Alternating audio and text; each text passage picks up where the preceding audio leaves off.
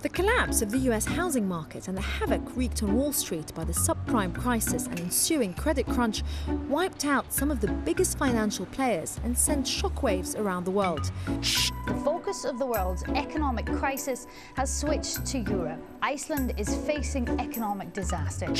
No country, I think, in the history of the world in peacetime has crashed as badly and as quickly as Iceland.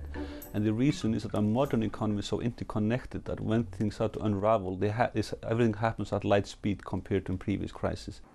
The country's trailblazing banking sector and the profits and national pride it appeared to produce had given Icelanders plenty to smile about. But the bank's success wasn't what it appeared. Their business model, it transpired, was about borrowing money rather than making it. And the massive debts they'd run up were to bankrupt not only themselves, but also their country. Iceland has seen what is a rather dramatic collapse of its banking system within a few days. Banks accounting for 85% of the banking system, close to 90% of the banking system, and with assets amounting to close to 10 times the size of the economy, collapsed. The reasons why we got into this crisis is because the banks overextended themselves. They took on too much risk. The banks had a lot of cheap money and they used that to buy up assets, causing prices to inflate and causes banks to overextend themselves. Then of course this creates a bubble, and like any bubble, it will burst eventually.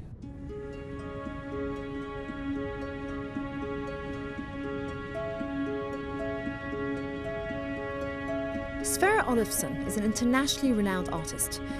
He lost his home and life savings when Iceland's Kaupthing Bank collapsed and now lives in a bitterly cold motorhome in a bleak seaside car park. You have everything one day, next day all is gone, and you have no idea if there will be a future. This is all I have. After 60 years of hard work is finished. I have nothing. Every day I think about if I should walk into the ocean instead of waking up, and trying to go on. I just can't. I just can't make up my mind. It's horrible.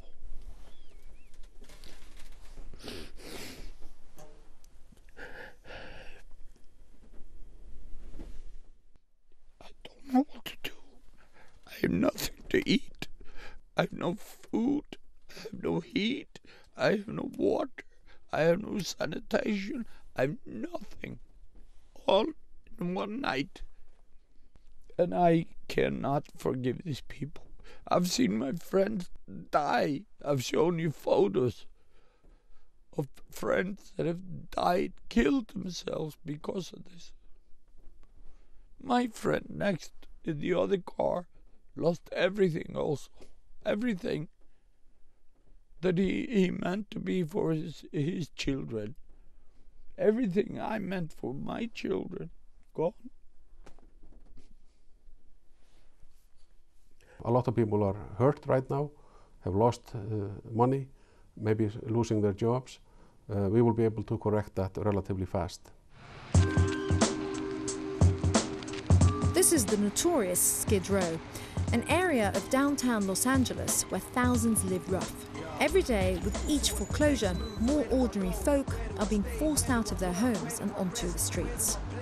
Yeah, this is my 23rd year working in this area, and this is absolutely the toughest time I've ever seen or faced. And I think it's going to rival the Depression. I wasn't here, but my dad was a homeless child during the Depression, and from what I know from him, we're approaching those kind of times. Skid Row's Union Rescue Mission offers a respite from homelessness. Anyone looking to get off the mean streets can walk in and bed down. Usually it's single men and women, but the face of homelessness in California is changing fast.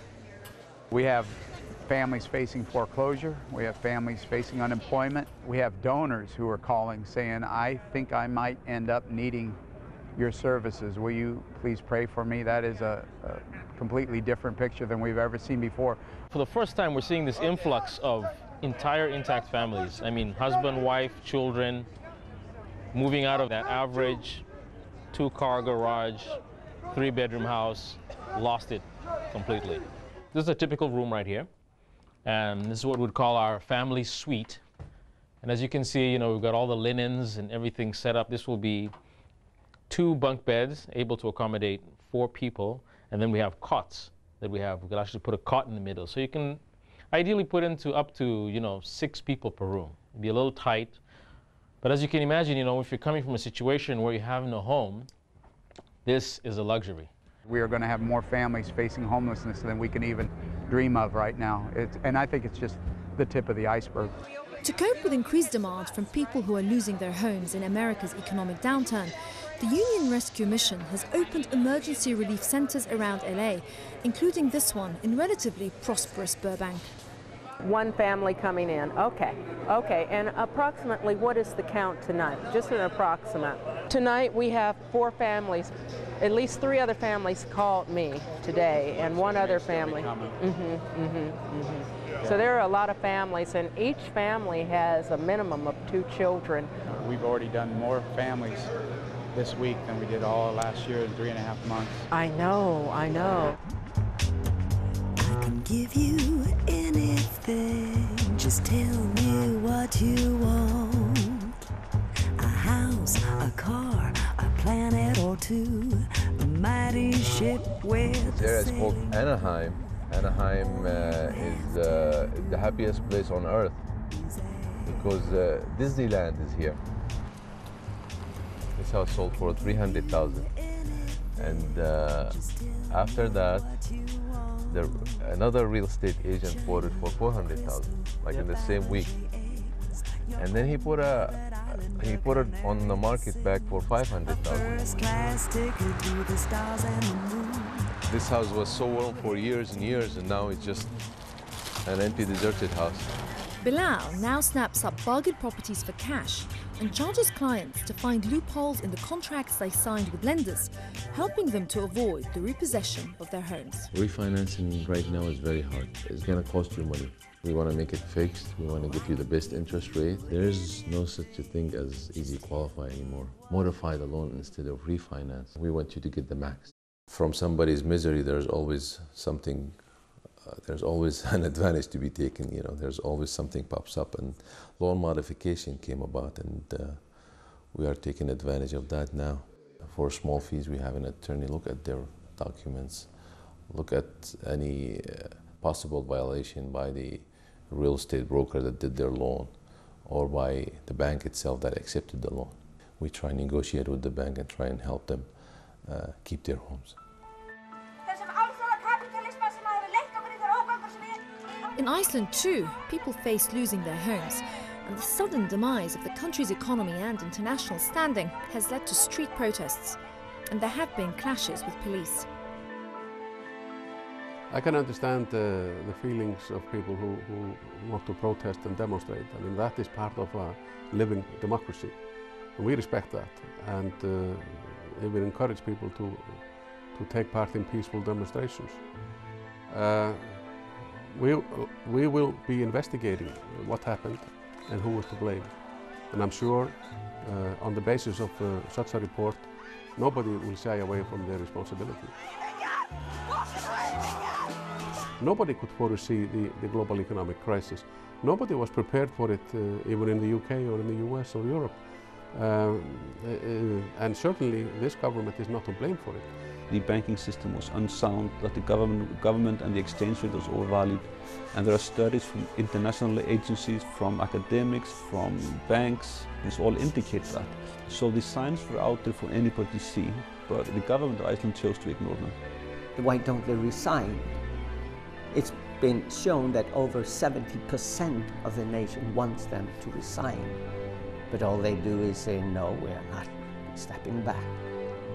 That's an insult. I myself, I'm in the middle now of trying to pull this country through this crisis, and I'm not about to run away from it.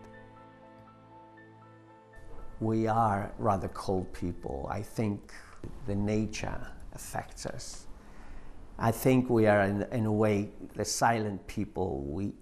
We are a bit heavy, and it takes time to make us angry. There's one guy from last night, he wants action. I've had enough of this situation, I want some action. It's growing with people that say, if we don't get results now, I am going into action. And that means like burning down houses and whatever, damaging cars.